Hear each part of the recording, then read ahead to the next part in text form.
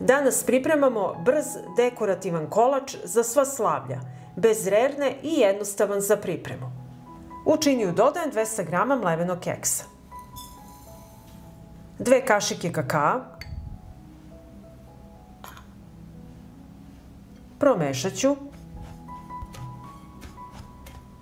dodajem 100 g mascarpone sira i 1 kašiku nutele i sve ću sjediniti.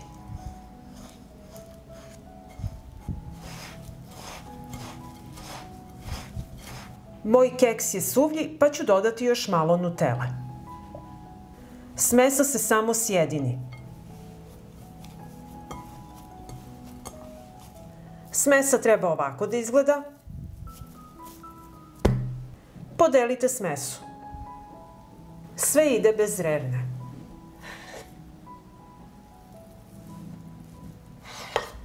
Oblikovat ću šišarku. Ne moraju da budu savršene.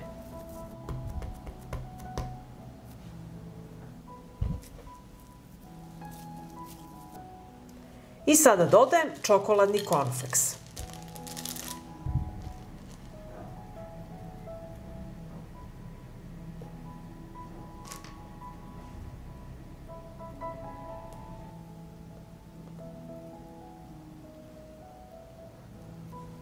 Na isti način ukrasite sve šišarke.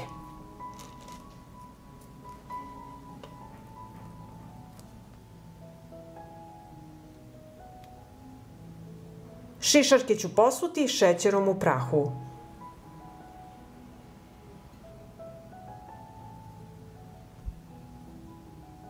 Naše čokoladne šišarke su gotove, a brze su i jednostavne za pripremu.